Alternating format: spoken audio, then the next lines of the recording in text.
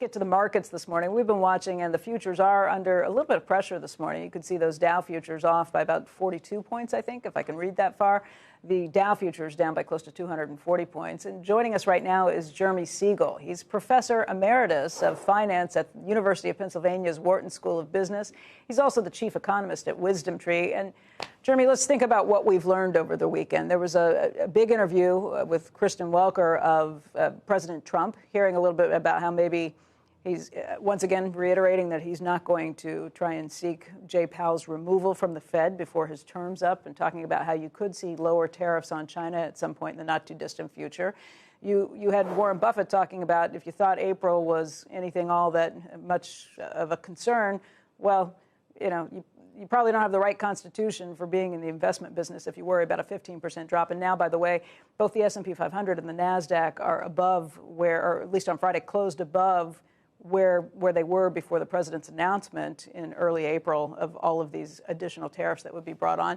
How are you feeling about the markets today?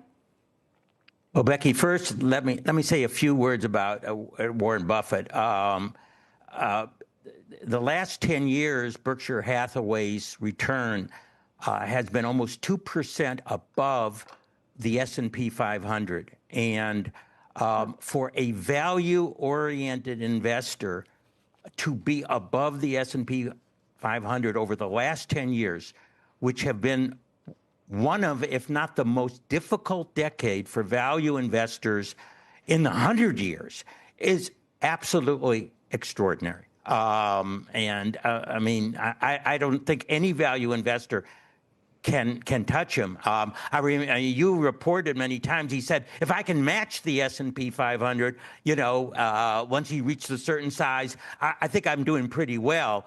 And not only did he match it, but he surpassed it, and that's extraordinary.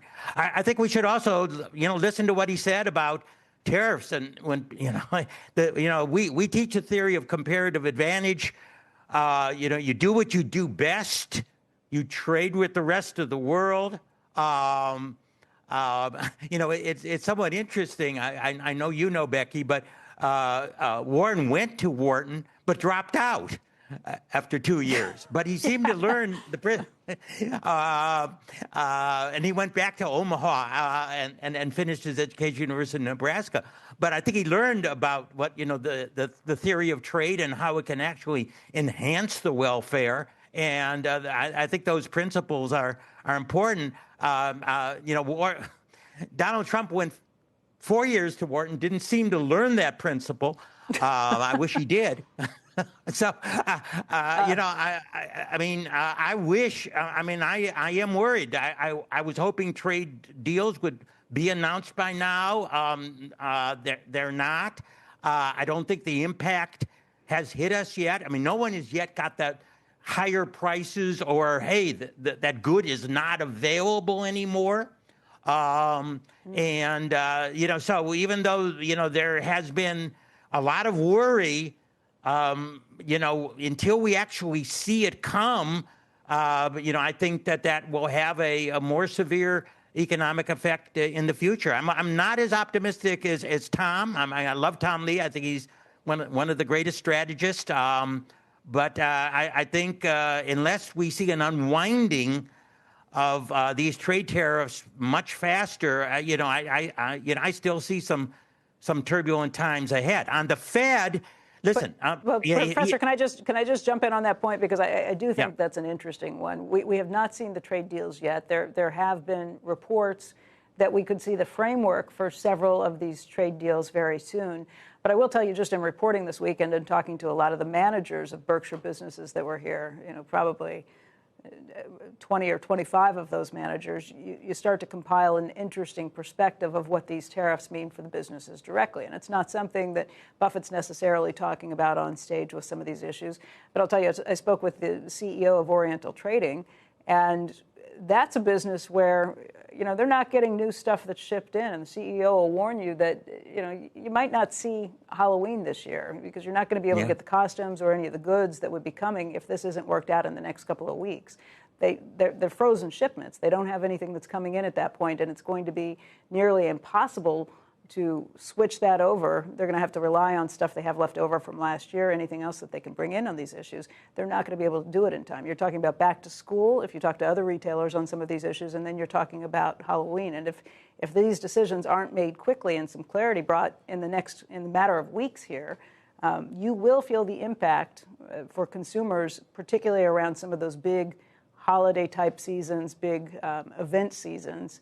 And that could paint a different picture. We haven't really felt any of that pain yet. Yeah, I mean, I think you're absolutely true. On the ground, you talk to, the small owners of businessmen, businesswomen, that smaller companies, they're already very, very worried about shipments of the goods coming in. I mean, you read, for instance, comments from on the Beige Book from the Dallas Fed. Dallas, Texas is a pretty, pro-Trump, pro-Republican area.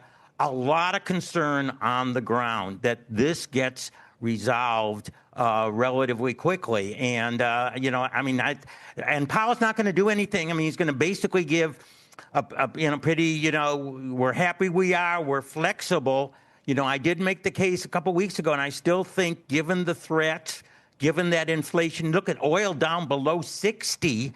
There's some reports that oil at 57, 58, it's not profitable for over 90% of the wells now to produce at that price. But oil down so much, I think there is a case for lowering. He's not going to lower it. And then what I worry about is then I think the attacks on Powell are going to escalate a lot. Whether this is all tariff induced, but to keep the rates at 4.33%. When inflation is running well below that, when the 10-year is below that, slight inversion of the curve, there's a case to go down, and Trump, I think, is going to step up escalation. So I see a lot of turmoil ahead. I'm very optimistic for 2026. I'm very optimistic for the long run. I'm right with Warren Buffett. He's optimistic for the long run. And I am too, but I think we've got a lot to get through.